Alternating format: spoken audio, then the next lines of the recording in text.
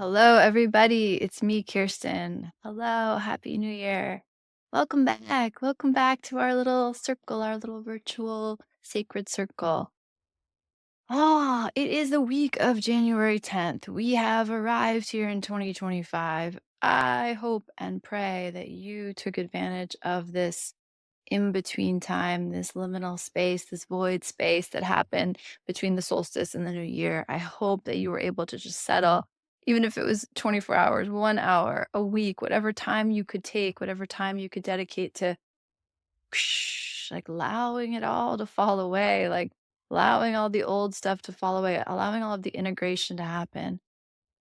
It cannot be overstated. It cannot be overstated that whatever you yearn for, whatever you are moving towards, whatever you are blossoming into, whatever you are hoping to become or offer this world, it can't happen without these integration moments. It cannot, you cannot reset your nervous system, your body, your spirit. You cannot reset these incarnated energies without the moment of rest. Think about it like any good workout, right? Any good workout.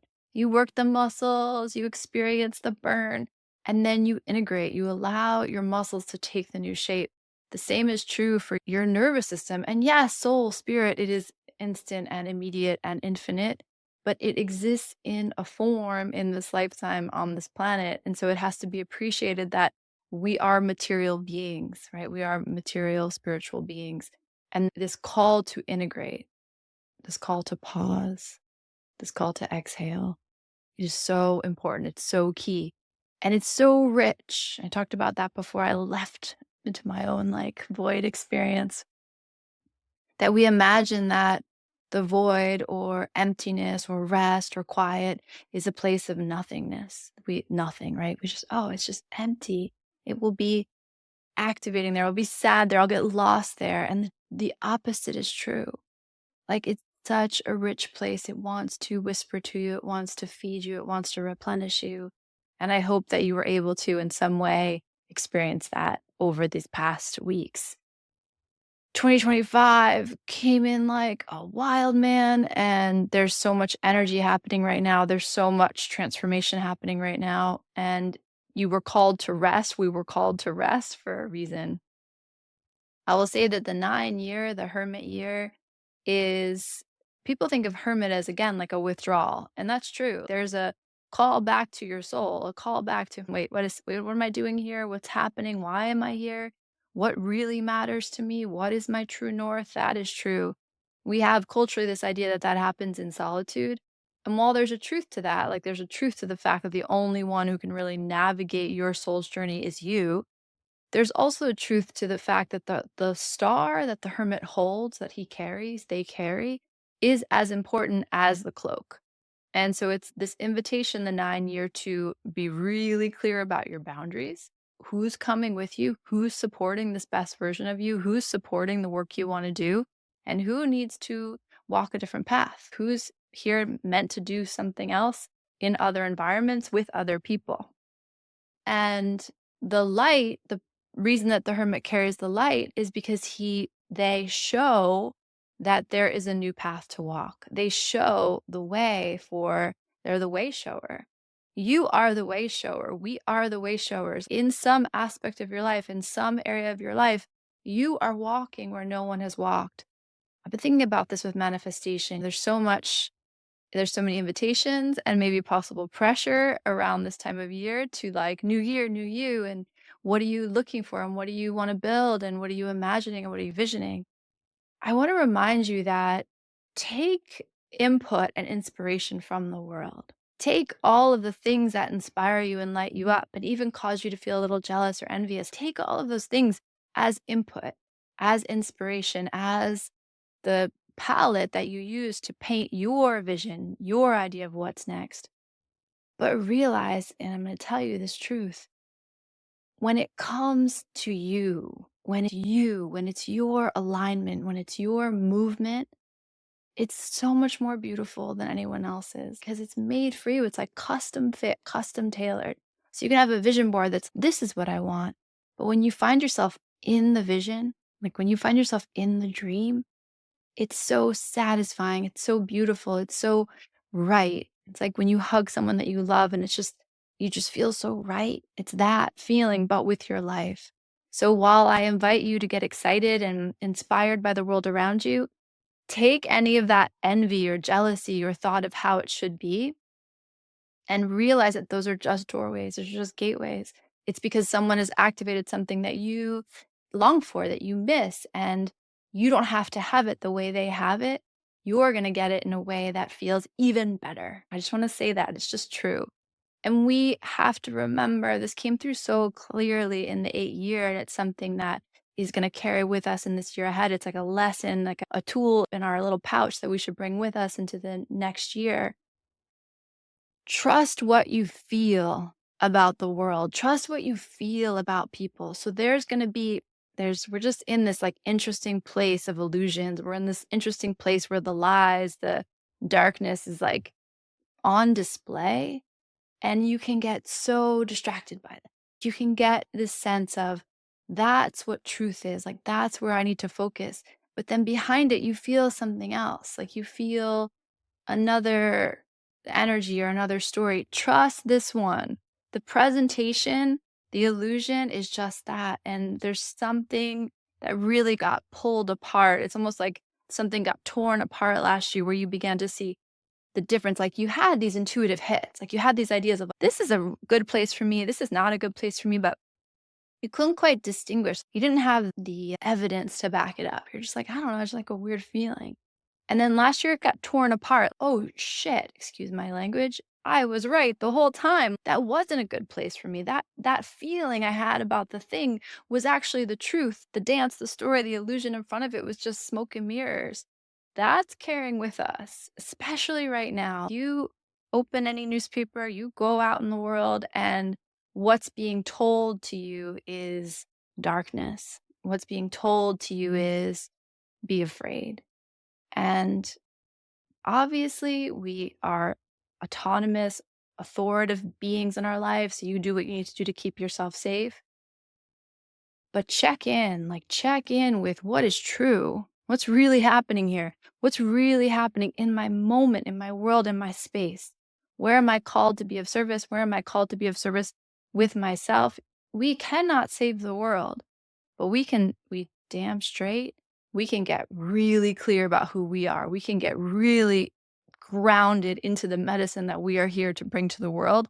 And we can do that work with fierceness, and we can change the world that way. But we can't change the world out there. We can't disappear into some other drama and hope that that's getting caught in that triangle, that like rescuer victim, who's the bad one? The bully? That triangle of disempowerment, right? If we're in that game at all, if we think we need to save the world, if we think the world is out to get us, if we think we have to dominate the world, if we're anywhere in that triangle, we are trapped, dude. We are trapped. The goal, the liberated soul, wants to step out of that triangle, wants to be with themselves, wants to work on themselves, knowing that there's no way to work on yourself without serving the world. Those are one and the same. Serve ourselves is to serve love, and to serve love is to serve the world. Okay, I'm getting off on a tangent. I guess I just missed you guys. And I'm so actually excited about this year ahead. And I have a million reasons not to be. Like, I could find a million reasons why I should feel afraid about this year, or I should feel insecure about this year. But that's not the truth of what I feel. The truth of what I feel is there's art to be made, there's work to be done, there's community to build, there's community to feed and nurture and nourish. That's exciting to me. There's a revealing. I thought this the other day, like, this message came through of we're entering a time that will abide no lies. Yay. Aho and amen. I am here for it. I like the idea of the veil getting pulled away, the illusions getting pulled away. I have a bunch of things I'm excited about offering you, excited about doing together with you. One of the things I want to bring up before I get into the card of the week, sorry, I'm so chatty today, is that you guys are familiar, I'm sure, with Joe Dispenza's work. I'm sure you're familiar with this guy, Bruce Lipton, both scientists who get called pseudoscientists and who also get called like spiritual leaders and take what you want. I have like thoughts about both of them and thoughts about the work they're doing. I was listening to a lot of like podcasts and taking in a lot of information while I was on vacation and like going into spaces I don't normally go into just to, I don't know, enrich my own work, my own practice. And I've always been struck by this idea that 90% of our thoughts, at least 90%, some people say 95, 95% of our thoughts that we have today, we had yesterday, we had the day before, we will have tomorrow.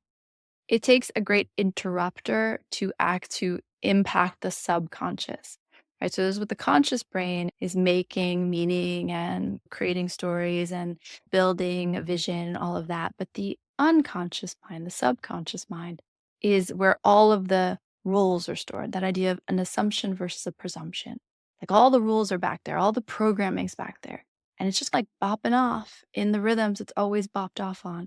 And then we are trying to make changes, but if we don't address the programming, we're on an uphill battle, right? The beliefs that have kept us in contraction, kept us in confusion, if we don't address those, we're really fighting the tide is the best way to say it. Joe Dispenza has this concept of a mind movie, right? So he's trying to get you to engage not just what you envision, but the emotional energetics behind what you envision, and that kind of feeding that. It's like a type of hypnosis, that's what hypnosis is, right? It's resetting those kind of core beliefs, offering new possibilities in our core beliefs, trying to take all the beauty of the positive intentions of what we're trying to achieve, which is love and inclusion and safety and inspiration, and finding better methods of getting those needs met.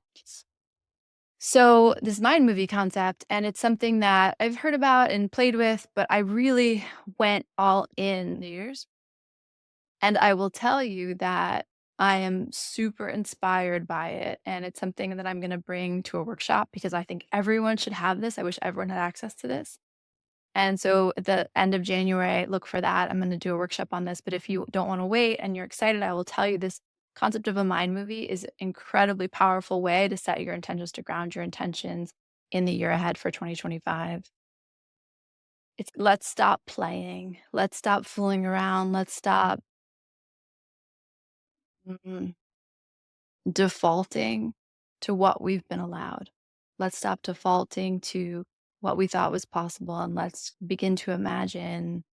I kept having this thought. I was doing a lot of like walking and a lot of time in the water, but I kept thinking like the brakes are off, the doors are off. Let's do it. Let's really do it this year.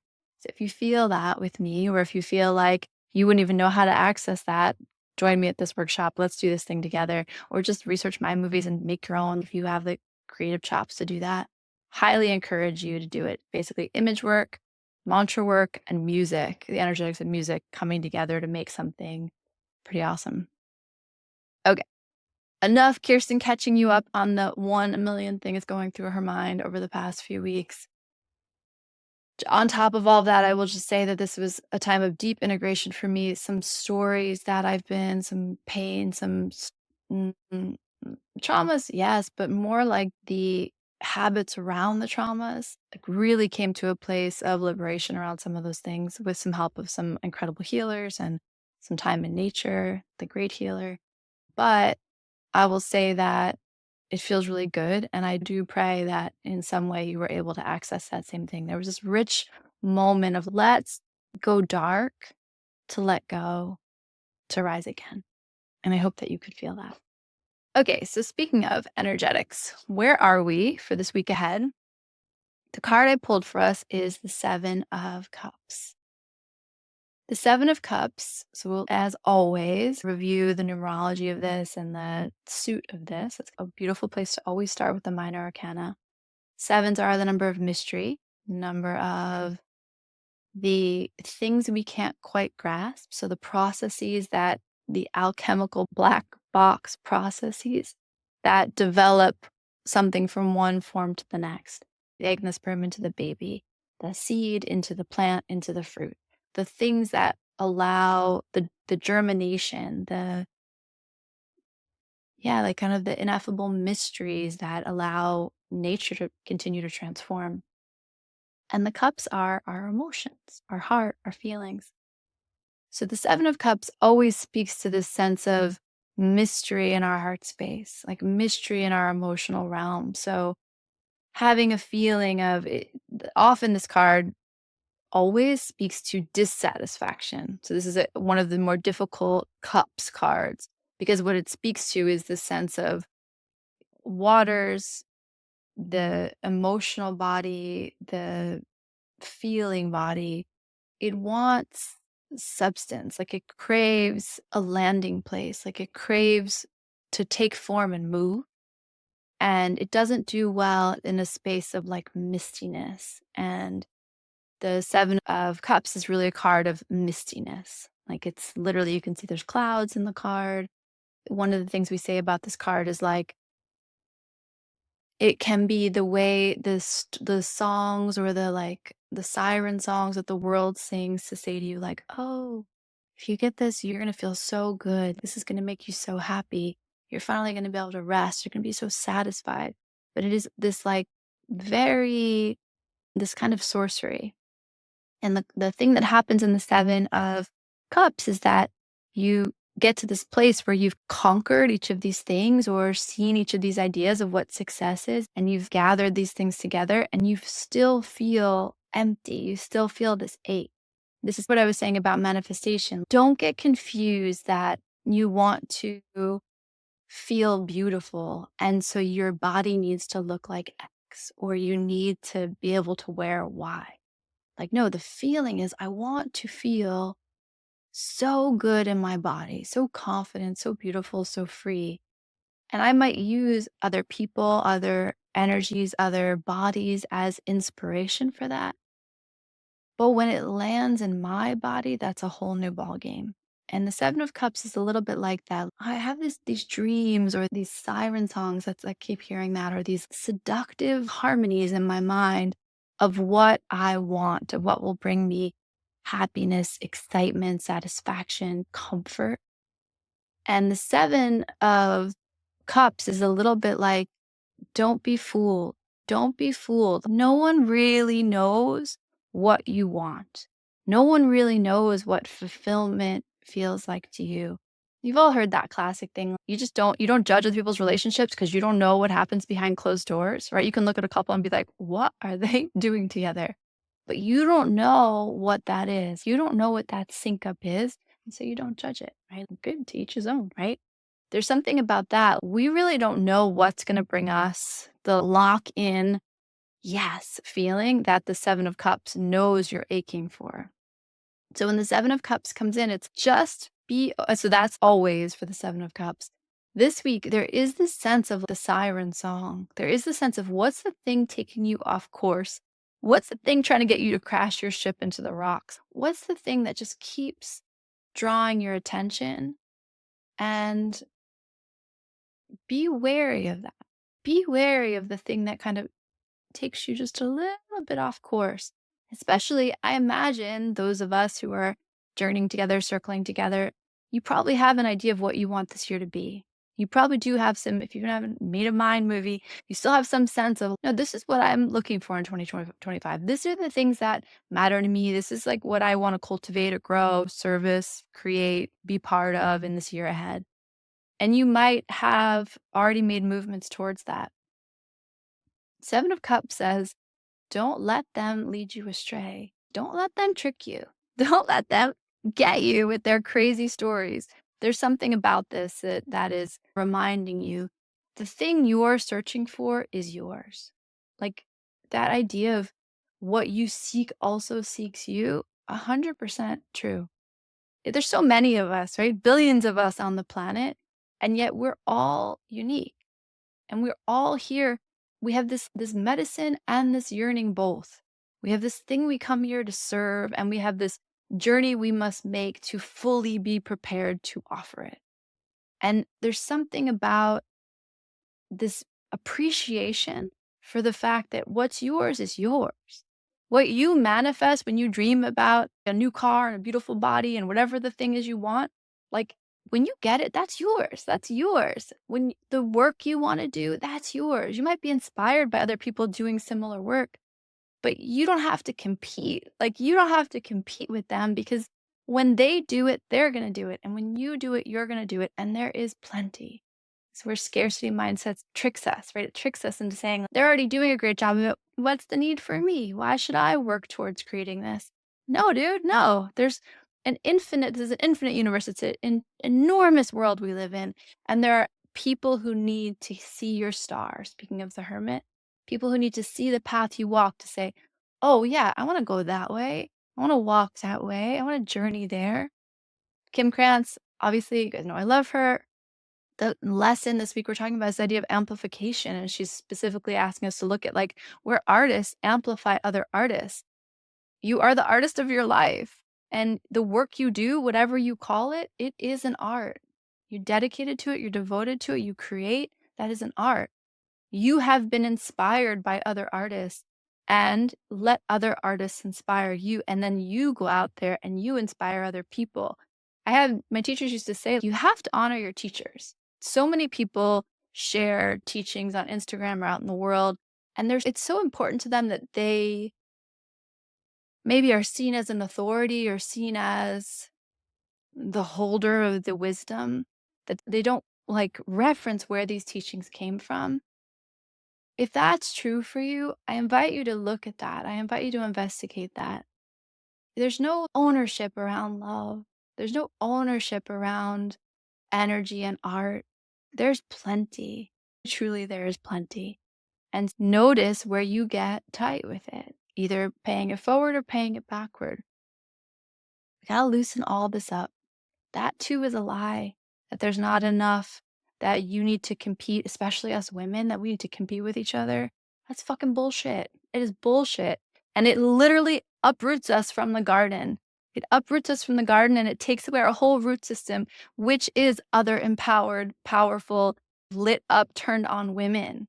To be in a community like that, that will allow you to blossom. And your beauty, your blossoming is a gift to the whole community. And when we were told that we needed to compete with other women, we were uprooted. We were disempowered. It is fucking the patriarchy at work.